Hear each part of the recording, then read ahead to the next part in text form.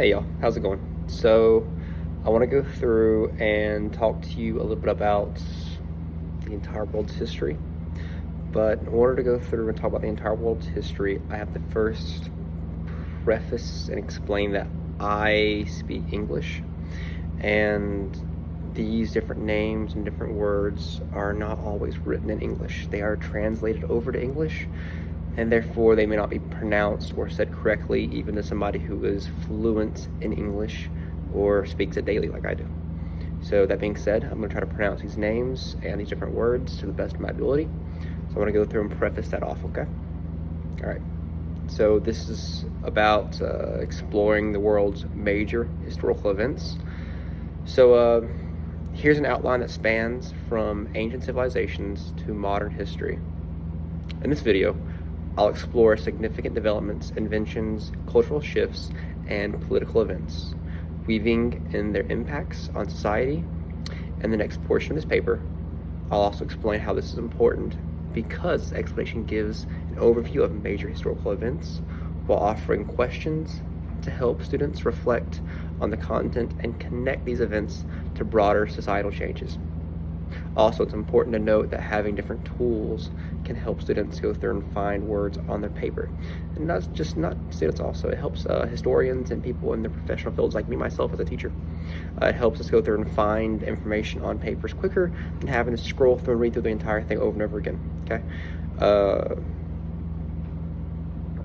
By using the function Control F, you can go through and make your computer create like a little bar where you can type in that little bar the word. It'll pop up and show you how many times that word's been used, if it's been used at all in the paper.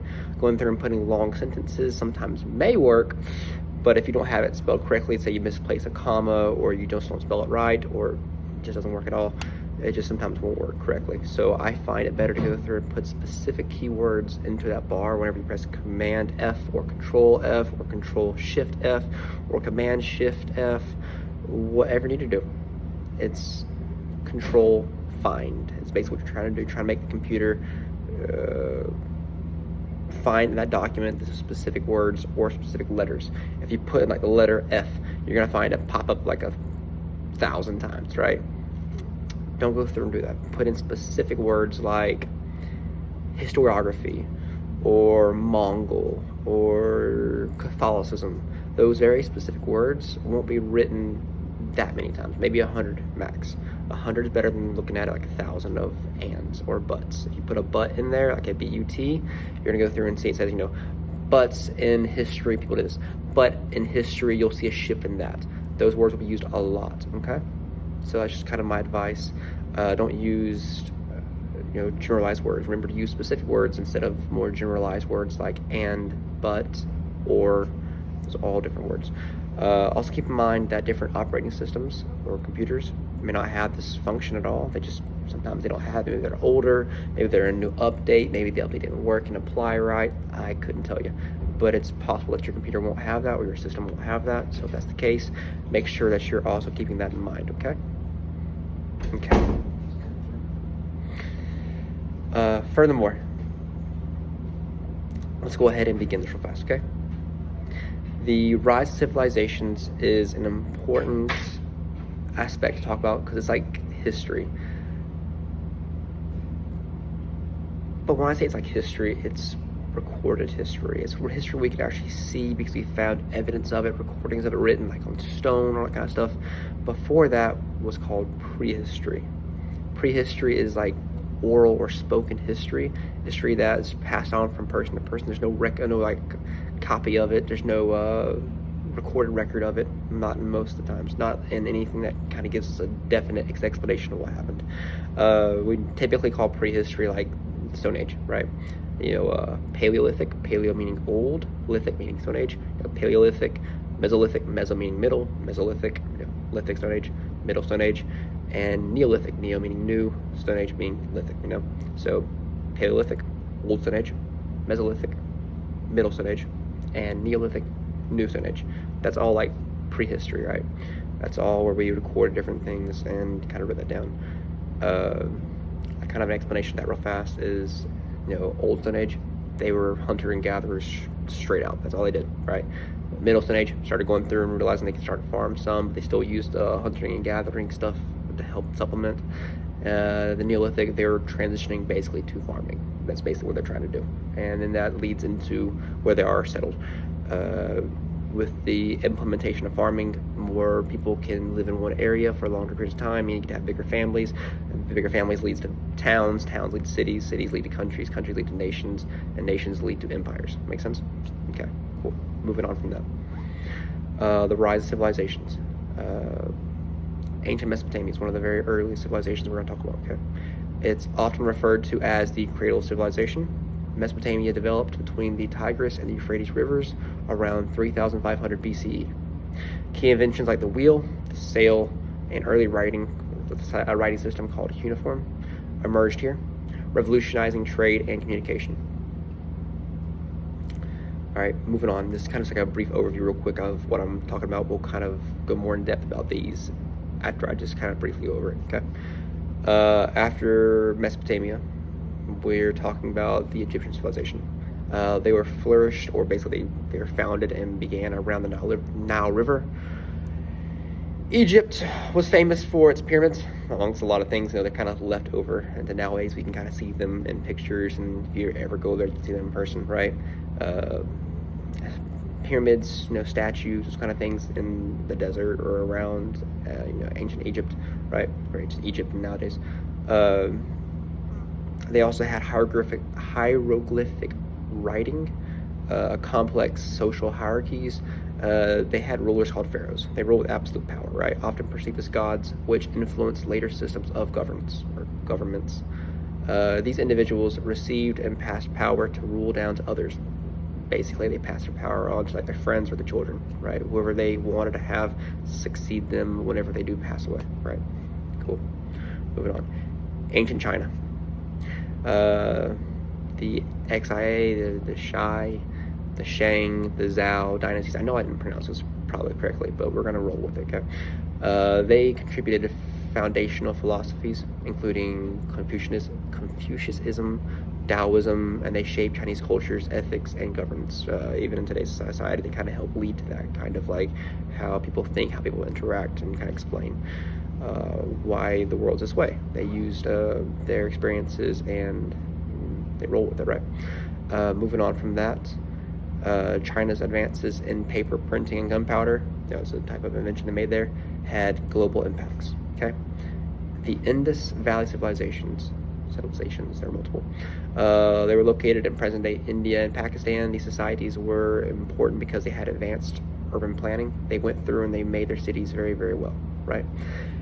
With cities like Mohenjo-Daro, I can't pronounce it very well. It's Mohenjo-Daro, featuring drainage systems. That's where they basically let the water go from the roof, off the roof into the street, and so on and so forth. They also like sewers. They had those kind of better standardized brick sizes. When they're making houses out of brick, they had them all the same size versus having one that's like this big and the other one's like this big, and it's kind of just like mismatch. They kind of had a standard, right? However, much of its language remains undeciphered. We can't figure out what they were saying very well. We just couldn't decipher it, leaving aspects of these cultures like unknown. We don't know too much about them because we can't really read what they wrote. We haven't figured it out yet. Okay. Speaking of that, I'm going to go through and tell you today's date is October 30th, 2024. Okay. Just as when this video's been made. That's when this video's been made. Moving on from ancient civilizations to classical civilizations. Ancient Greece, known for its advancements in philosophy, science, and governments. Greece introduced democracy in Athens, so where you got to vote for things that you wanted to vote for. Philosophers like Socrates, Plato, and Aristotle laid the foundations for Western thought, and the Olympic Games began as a way to honor the gods, right? Roman Empire, Rome's Republic, eventually transformed into an empire spanning 3 continents. Roman law, infrastructure, and the Latin language influenced Western civilization. The Pax Romana, or Roman peace, was a time of stability that allowed arts, literature, and technology to thrive. Okay, keeping it going. The Middle Ages, feudalism in Europe. Following the fall of Rome, That's where Rome collapsed, right? Rome had a very, very important part on Europe because Europe entered a peace where Rome was in charge. But when they fell, Europe then entered a new period where land was controlled by nobles, and they were exchanging that for, like, you get land if you serve in the military, right? It was exchanged for military service. The Catholic Church became basically a unifying force where communities preserved knowledge and literacy, right? They basically, if you wanted to learn to read, you had to go work with the church, right? It's just how it worked.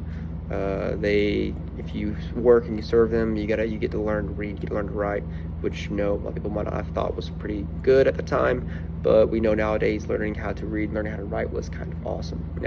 It's kind of what you need to have to really be able to function in society really well. Islamic Golden Age, the Abbasid Caliphate. I can't pronounce that very well. I'm gonna spell it out for you real fast. Abbasid. Next word, Caliphaate. Saw advancements in science, medicine, mathematics, and philosophy. Cities like Baghdad, it's probably not also pronounced correctly, became cultural hubs where scholars translated Greek text and made original contributions in fields like algebra and astronomy. Right. Moving on from that, Crusades. They were initiated to reclaim the Holy Land. They wanted to go through and take it back into the Holy Lands, like near the Middle East. The Crusades impacted trade and cultural exchange between Europe and the Middle East, introducing Europeans to goods like spices and silks, which fueled future exploration. Renaissance and Reformation. The next section, Renaissance. The Renaissance was important because it began in Italy in the 14th century. The Renaissance was a cultural rebirth, inspired different things, but it was really created by or inspired by the need for classical knowledge. Artists like Leonardo da Vinci and Michelangelo pioneered realism, and thinkers like Machiavelli and Erasmus challenged traditional views on politics and religion. We see many of these paintings that were made in this time period in museums in today's society, in modern times, right? Protestant Reformation. This was led by figures like Martin Luther. The Reformation split the Catholic Church, leading to the formation of Protestant denominations. This movement reshaped Europe's religious and political landscape and promoted the Catholic Counter-Reformation. All right, so basically, there was, like, if you were a Christian, you were Catholic, right? There was like one mainline thing at the time. They wanted to go through and have a different branch of Christianity. So instead of being, Catholic, they went through and made a new branch of Christianity called Protestantism. So, like, say you're like Baptist, right, or you're Methodist. All those are Protestant religions. They're a different type of religion aside from Catholicism. They still are one part of Christianity, all from the same place, but different thought processes, of how they worship and what they believe, okay? But they're all Christian, okay? Age of Exploration. Christopher Columbus and the New World. Christopher Columbus was basically sponsored or hired by Spain. He eventually reached the Americas in 1492. Remember the old saying, Christopher Columbus sailed the ocean blue in 1492. This encounter led the Columbian Exchange, which is what kind of created that kind of exchange going on, where they traded goods, plants, animals, and unfortunately that also led to an exchange of diseases. Because people don't have immunity for different things. Bam, you're gonna catch something, right? You're gonna catch a disease. That's seen a lot in COVID. Nobody in the world really had, as far as I know, had immunity to COVID, or at least natural immunity. And so therefore, whenever COVID came around, because we all didn't have immunity, we all had a chance to catch it, right? It impacted some people worse than others. Same thing, these diseases came through, nobody had immunity to them. Some people, they didn't make it. Some people, they did make it. Some people, they just suffered kind of bad because they were sick until they got better. All these different things are just a result of not having immunity to these different types of diseases. And when we're interconnected, exchanging goods, ideas, people, and talking, just having communication, you're opening up the chance for disease to be spread, by coughing, shaking hands and not wiping your hands correctly, or whatever, all different ways. That's how diseases are spread in modern times as well as in the past. Cool. Moving on. Continuing on with the theme of Age of Exploration, Magellan circumnavigation.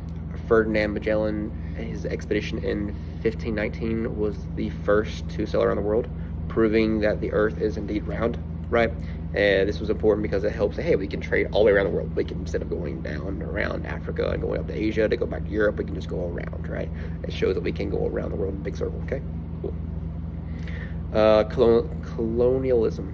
European powers began colonizing the Americas, Africa, and Asia, impacting indigenous cultures and economies. This period was marked by exploitation, Atlantic slave trade, shaping future global relations. So basically, people are moving from country to country, from nation to nation, from continent to continent, right? Not all people are being moved because they want to. Some people are being moved because they have their choice, right? Moving on from that. Scientific revolution and enlightenment. Scientific revolution, thinkers like Copernicus, I can't pronounce it. It's Copernicus, Galileo, and Newton transformed views on the universe. The invention of the telescope and the scientific method enabled more precise observations, challenging traditional beliefs, right? Moving on, Enlightenment. The Enlightenment period is important because philosophers like Voltaire, Rousseau, and John Locke promoted ideas of freedom, equality, and government by consent, which influenced revolutions and development of democratic societies. Basically, we want to have our own choice of how we want to be ruled, how we want to live our life. We don't want to be told we have to live our life. That's why we want our own kind of democracy and democratic ideals, right? Moving on from that, the Industrial Revolution. Inventions and innovations in this type of time period started in Britain in the 18th century. The Industrial Revolution introduced machines like the steam engine and the spinning jenny, revolutionizing manufacturing and transport. Social impact. This is important because the Industrial Revolution had increased urbanization, which allowed people to move from cities for factory jobs. You want to move to cities to get like a better job. Working at a factory at the time was a better job. While industrialization led to economic growth, it also brought poor working conditions and inspired labor movements advocating for workers' rights. Imagine working in a factory wasn't the best. It really wasn't. They were very, very dangerous because it was all new. And when everything's new, sometimes it can be dangerous, which meant that it was not the smartest or the best place to work there without having a group of people to look out for you. These were unions. They advocated for workers' rights, and they basically made things safe. They want to go through and say, hey, you know, we got to be paid well. We're going to have a place where we're not going to get hurt. It was a good thing that they made unions, right? Cool. So labor movement is basically like a union, basically. Revolutions and nation building. All right, American Revolution. Inspired by Enlightenment ideals. American colonists declared independence from Britain in 1776, resulting in the formation of a new democratic government. Okay, that's another revolution. The next revolution we're talking about is the French Revolution. The French Revolution was in 1789. During this time, France saw a period of radical social and political change, ending in the rise of Napoleon Bonaparte. He's basically call him a big dude, but he's really short, or at least he's like stereotypically seen as short. This dude was like the man in charge. He went through and started conquering different countries. He made France become like a really big time deal. Okay. This revolution is important because it promoted the ideas of liberty, equality, and fraternity. Right? Vive la France, long live France, long live France. Latin American independence. Figures like Simon Bolivar led movements to liberate South America from Spanish rule. They wanted to have their freedom back. They wanted to have their own country back. Makes sense, right? Wouldn't we all want that? Contributing to the spread of independence movements across the globe. Cool. Moving on from that, we're going into the 20th century's events. This is World War I, World War II, and the events leading past World War II. World War I, Europe at this time, everybody's getting, bigger weapons, bigger guns, bigger, like, egos, too. Hey, I've got the best military out here. I've got the cool, ego, right? Imagine, like, you're seeing a football team, right? Your football team is, like, you're going to say it's the best. Nobody can step to you, right? That's kind of how they were in World War I. Like, hey, our team, our football team, aka our military, is like the top notch, right? You can't beat us. So unfortunately, this would lead to a gigantic war. That's the best way I can explain it. It started off because of one dude, Archduke Franz Ferdinand. He got assassinated. Means he was in the wrong place at the wrong time. World War I really began because they had complex alliances when he passed away. Other countries had to go through and support other countries, like, hey, no, oh, you took my dude away, now I'm gonna go through and fight you. Oh, well, you're gonna fight us, we got our friends gonna back us up. Oh, your friend's gonna fight me, I'm gonna call my friends up. And then all of a sudden, bam, everybody's now pitted together in a war that, some wanted, some didn't want. Either way, they gotta fight. The Treaty of Versailles, which ended that war, imposed harsh reparations on Germany and contributed to future conflicts. So while it did end the war, it also led to future wars. So we'll talk about that in a second. World War II. It kind of began in 1939, although a lot of conflict was going on kind of before that in Asia. We don't talk about that though. World War II saw the rise of fascism in Europe and led to the Holocaust and unprecedented genocide. The war ended in 1945 with the formation of the United Nations to promote peace, right? We don't talk about why it kind of began. It's because Treaty of Versailles. Nobody wanted to go through and take the blame for being the person that started the war. Unfortunately, World War I, the ending of it, the Treaty of Versailles said, hey, Germany, you're the bad guy. You went through and started the war. You will take all the blame. And they're proud. They're like, hey, don't go through and put that on my name, dude. I don't want to be the one that's like being told that I did this. I was just a part of this like everybody else was. Why are you saying it's all my fault, right? Unfortunately, the Treaty of Versailles made them take all that guilt. It was like, war. It's called the War Guilt Clause. It was probably not the best, but it was more of a prideful thing on the Allies. They wanted to go through and make themselves feel like, we're all high and mighty. He's starting it. He has to say he did it. Otherwise, we'll keep fighting. And Germany's like, I don't want to keep fighting. I'm already losing. If I have to keep fighting, it's going to be even worse for me. I could just say I did it right now and not have to fight anymore, or keep fighting and it's not going to work out really well.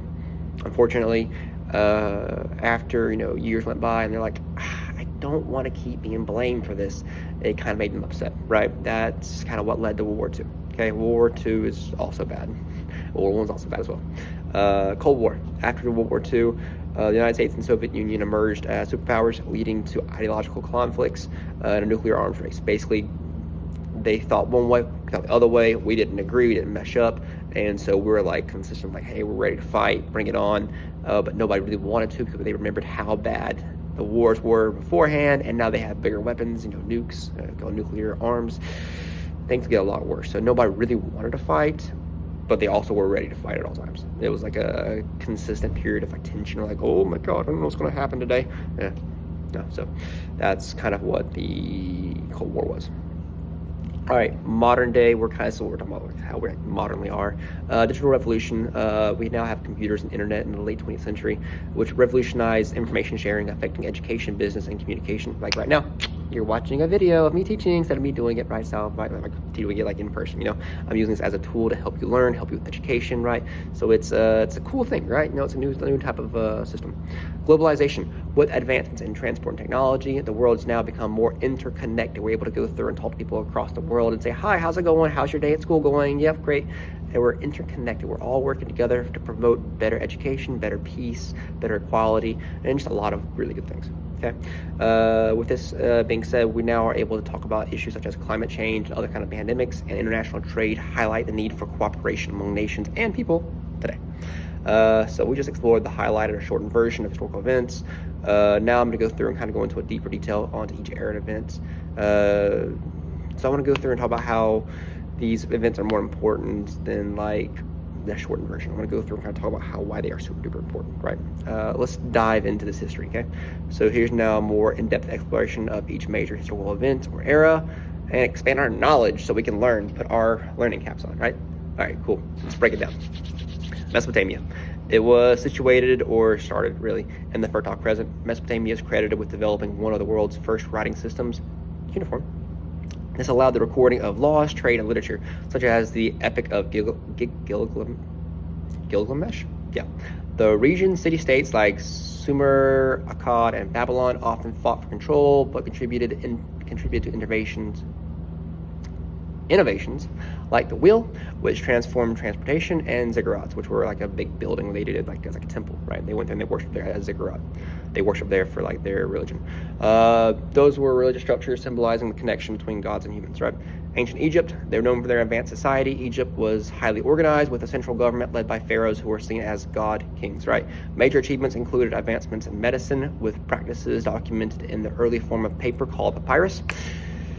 And they made like monumental architecture like pyramids, which served as tombs to honor the dead and support beliefs in the afterlife. Ancient China.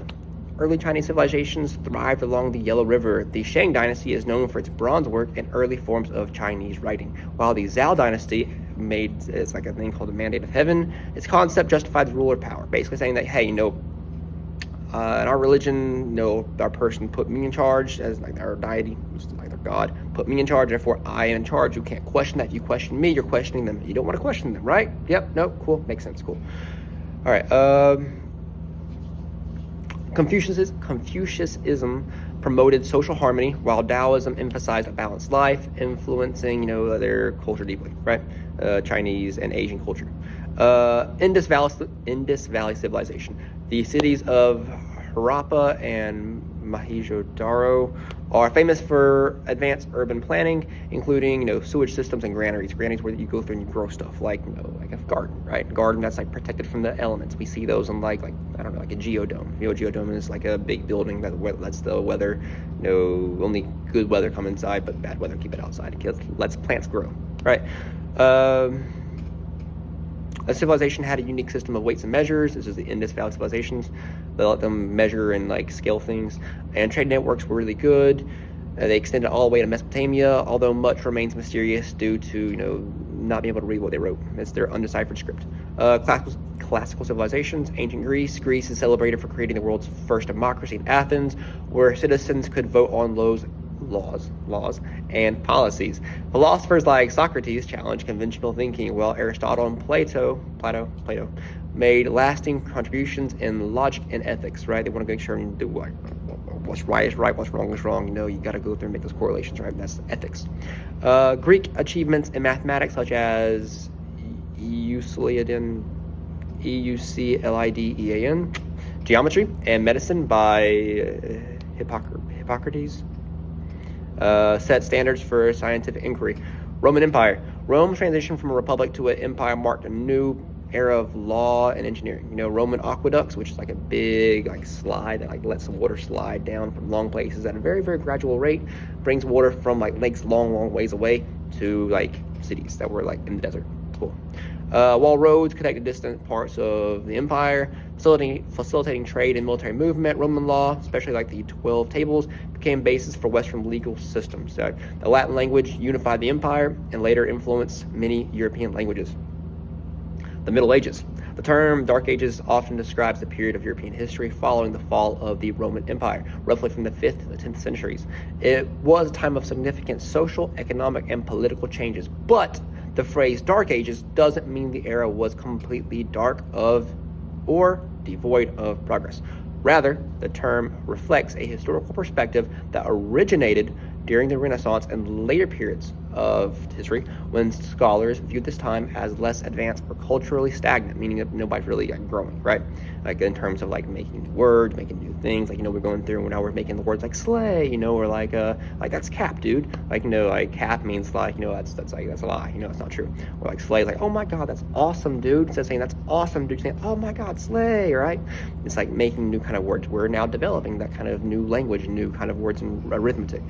They weren't. That's why it was culturally stagnant. And nobody was really changing. Nobody was kind of doing anything different. Nobody was really improving. Progress is always great. Compared to the heights of ancient Greece and Rome and the flourishing Renaissance that followed, that's why it's called the Dark Ages. The term Dark Ages is really, it would kind of gain popularity during the Renaissance, a time when scholars look back to ancient Greek and Roman worlds with admiration. They're like, hey, the Romans did it cool. They were really cool. They made some really cool things. Let's go through and try to do it like them, right? To these Renaissance thinkers, the centuries that followed Rome's fall seemed dark in contrast. They saw it as a time when art, science, and education declined due to the lack of centralized government, loss of classical knowledge, and repeated invasions. They kept on getting attacked, right? Additionally, historians in the 18th and 19th century strengthened this view by calling it a time of ignorance and superstition. They didn't know what was going on back in the day. They were like, hey, why are you doing this? Or they didn't know or have a reason why stuff was going on. They were just like, hey, this is just how life is. Historically, modern historians have reevaluated this old period, and they now see that the Dark Ages is more complex than originally thought, right? You think it's a lot more going on than we actually truly know, and who knows, maybe in the future we'll go through and find some new evidence to help shed some light on the Dark Ages. I think it's cool. The fall of the Western Roman Empire in 1476. 80 marks the beginning of the Dark Ages. The collapse of Roman government and military left a power vacuum across Europe, leading to political fragmentation and instability. Without a strong central authority, small kingdoms and tribes like the Franks, the Visigoths, and Ostrogoths fought for control. This period saw repeated invasions by groups such as Vikings from Scandinavia and the Huns from Central Asia. This further contributed to social and economic instability. Basically meant that nobody knew what was going to happen. They didn't know how they were going to make it, and it made people very, very nervous.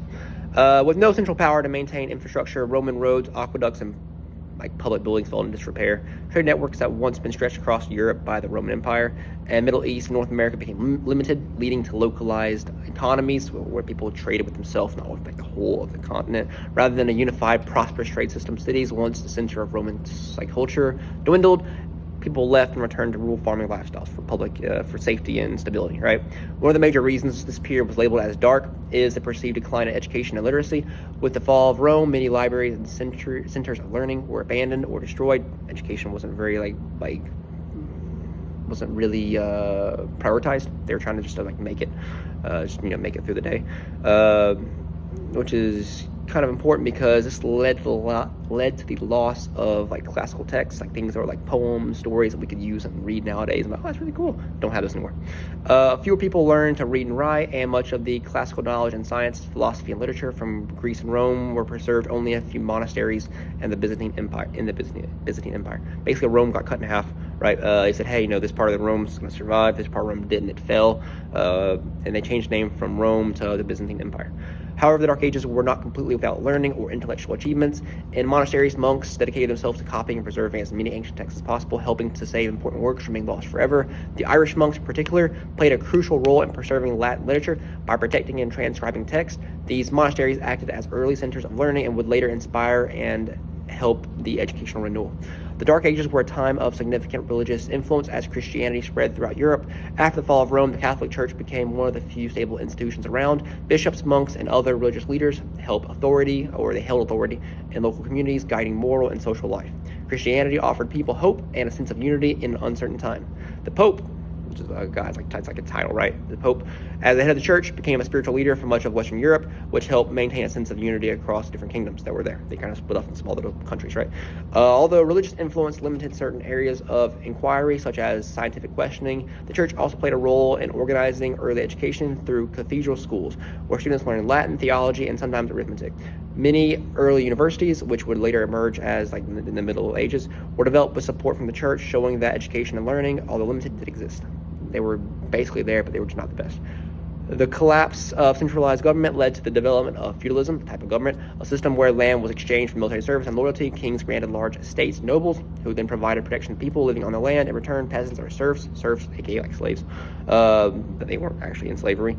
They just economic slavery. They didn't have money. They worked the land for the lords and were offered protection against attacks. If somebody was going to attack them, the lords going to protect them with their knights, right? This system helped bring some organization and security to Europe's fragmented society, but also limited social mobility and kept most people tied to their land. They were stuck as farmers. They couldn't move up. They couldn't make any money.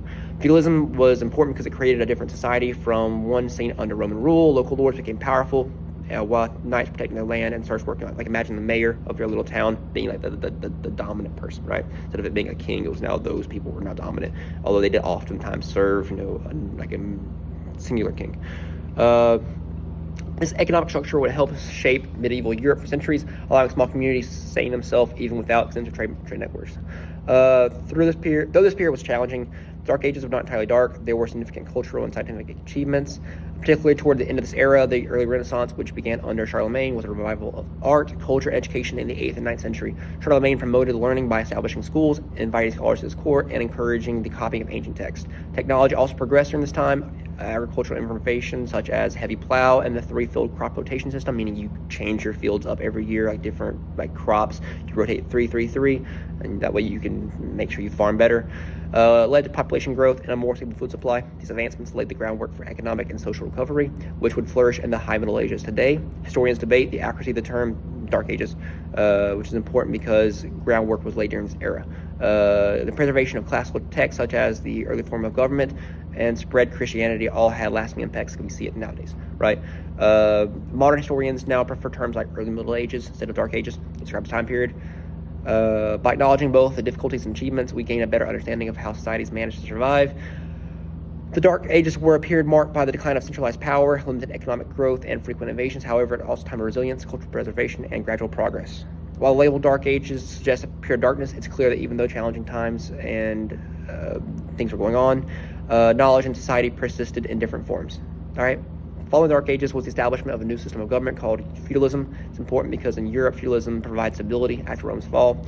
Society was structured in a strict hierarchy, with kings granting land to nobility, who in turn offered protection to serfs. The Catholic Church had significant power, shaping moral values, what's right and wrong, and what we believe, and political decisions, while monasteries they preserved knowledge. Right. Moving on from that, across the world was the Islamic Golden Age. The Islamic world was having its golden age from the 8th to the 14th century, and was a center of learning in the world, basically.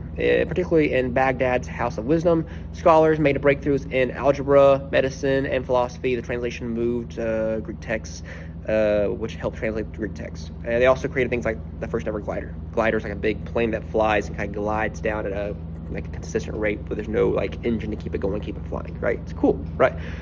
This after that led to the Crusades. The Crusades were a series of wars initiated by the Pope to reclaim the Holy Land in the Middle East. These crusades or wars ultimately failed in this, but the goal was to encourage trade and cultural exchange among regions, which allowed Europeans to be exposed to Eastern goods, architecture, and intellectual ideas. Following the Islamic Golden Age and the Crusades was that of the rise and fall of the Mongol Empire. The Mongol Empire of the 13th and 14th centuries were the largest continuous empire in history, originating in present-day Mongolia and East Asia. The Mongols were a powerful nomadic group from Central Asia who, under the leadership of Genghis Khan, established one of the largest empires in history. Though they were often remembered for their conquests, Mongols also played a significant role in connecting cultures, promoting trade, and spreading knowledge across vast regions. Their empire, which at its height stretched from Eastern Europe to the coast of China, left lasting impacts on many societies and contributing to the development of a more interconnected world. The Mongols were a nomadic people from the Mongolian steppes, a vast area of grassy plains, living in a harsh environment, shaping the Mongol skills and lifestyle. Because they were in a harsh environment, they've got to be expert horse riders, skilled in archery, and move with their herds to find food. The Mongol society was organized around tribes with leaders called khans, right? They were chosen based on their leadership and strength. The Mongols they didn't build cities or establish farms like many others. Instead, they went through and they lived in portable tents called yurts and relied on herding animals like sheep, goats, and horses, right? This made the Mongols adaptable and able to travel quickly across long distances, okay? Basically, Genghis Khan was a really big leader. He was named as Temujin. He was born around 1162. Genghis Khan grew up in a challenging environment, right? But eventually he went through and united various Mongol tribes. He created a powerful and organized fighting force, which eventually led to him being named Genghis Khan, meaning universal leader. It's basically like a nickname for him, right? He was known for his strategies in battle and able to motivate his people. He brought together all the Mongols, allowed them to conquer different territories, and made an empire, right? Under Genghis Khan, the Mongol Empire expanded rapidly. The Mongols were highly disciplined and used advanced military tactics. They also knew that success depended on more than just winning battles. They created a structured system to govern their territories, appointing local leaders, introducing new laws to maintain peace. To keep such a vast empire connected, the Mongols developed an efficient communication network known as the YAM. The YAM, was a system of relay stations where messengers could rest and exchange horses, allowing information and orders to travel across the empire quickly. This system allowed the Mongol Empire to unify it, made it able to go across a lot of places, and allowing the creation of a period of peace and security along this route known as the Pax Mongolia or Mongol Peace. Thanks to this peace, people were able to travel safely with goods, ideas, and knowledge to different continents. Spices, silk, and precious metal and other goods from Asia reached Europe, while products like glassware and textiles from the West were traded to Asia. This increased trade on the Silk Road allowed the spread of knowledge, ideas, and cultures, as paper making, gunpowder, and medical knowledge helped advance societies on both sides of the empire. The Mongols had a reputation for respecting the customs and beliefs of the people they ruled and the people they captured. Instead of forcing them to change, they allowed them to rule themselves as long as they said, hey, I'll listen to you. The Mongol Empire eventually declined in the 14th century as it became harder to manage such a vast territory. However, their influence remained significant, right? Their influence remains significantly on this type of the world, right? This is because the Mongol Empire showed that people could live together under one rule while maintaining their own identities. they didn't have to change. The idea of tolerance and openness to other cultures has influenced many societies since then. Even though the Mongol Empire no longer exists, their contribution to global communication, trade, and cultural understanding continue to shape our world today. Right, moving on. The Renaissance, the rebirth, saw a return to classical knowledge and focus on humanism, which emphasized human potential. Artists like Leonardo da Vinci and Michelangelo introduced realistic perspective and detail on like their type of like creations and ideals. This period also witnessed scientific experimentation, as seen as Galileo's astronomical observations and Copernicus' heliocentric theory, challenging the Earth-centered universe. Basically, in Europe, people want to live like they were back in the ancient Roman Empire. Galileo basically said, the Earth is not the center of the universe; it's the sun. So instead of it, everything going around us, we go around the sun. Okay, makes sense. The Protestant Reformation was basically where a guy named Martin Luther said that he had a lot of issues with the Catholic Church, and he wanted to change them and make his own religion. People didn't like that. Eventually, he was able to do it, though. In 1517 is when he was born. He took a stand. He's not even born. In 1517 is when he took a stand against these practices of the Catholic Church with his 95 Theses. It led to the creation of new Christian denominations separate from the Catholic Church, known as Protestant religions. Okay. Moving on from that, Christopher Columbus, he sailed the ocean blue in 1492. He discovered the New World, and he allowed no more explorations to be made because people were following what he did, right? Like Magellan, his circumnavigation of the world, this was led to colonialism. European countries like Spain and Portugal established colonies in the Americas, followed by Britain, France, and the Netherlands. This quest for resources fueled the slave trade, and millions of Africans were taken from Africa, and they were forced to work in the Americas, right? Cool. The age of exploration was important because the 15th and 17th century was a period of global exploration. All right, so picking up where I left off at, the age of exploration is important because it put North America on the map and South America on the map, meaning that people are already living there, but by saying, hey, we found this new place, let's go through, add it to the map so we can go through and start traveling to it. That's why it's kind of important, right? Moving on from that, this allowed colonies to be established on these different places, leading to increased trade, which therefore led into the scientific revolution, where people went through and started making new types of ideas and sciences, which led to the Enlightenment, which emphasized reason and individual rights. We want to go through and think that you can have your own thoughts. You shouldn't be told what to do. It's changed the way people thought about power, authority, and individualized rights, right? This led to the Industrial Revolution, which is where they went through and made new factories, able to make things better and faster. Factories are often located in cities, so people want to move from the country, like the rural areas, to the cities. This led to the American Revolution because they had access to more things. They wanted to go through and have their own country. America wanted to break away from Great Britain. America was at this time 13 colonies. 13 colonies wanted to be separated from the rule of the British so they could do their own thing, make their own money. They eventually broke away. The French Revolution, the French didn't like their particular leader. They wanted to overthrow him. He didn't want to be overthrown, obviously. Eventually, he got overthrown, and this led to a new guy being the leader. His name was Napoleon Bonaparte. And eventually, the 13 colonies in America would break away from their British leaders and make their own country. Cool. Latin American independence, inspired by the American and French revolutions, leaders like Simon Bolivar fought to free South America from Spanish rule. Eventually he would, right?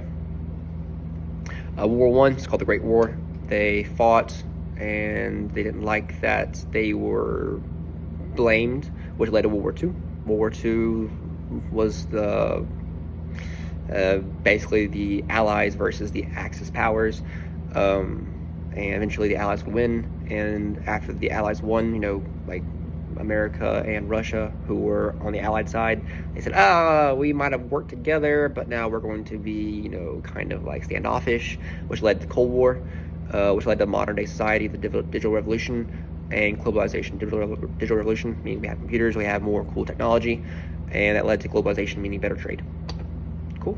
That is basically a quick explanation of the whole world history, some of the more of the major ones. There are other ones out there, other kind of points that are important, but I wanted to go through and just kind of give a quick overview of these and a little more explanation in some of the parts that I find interesting in history.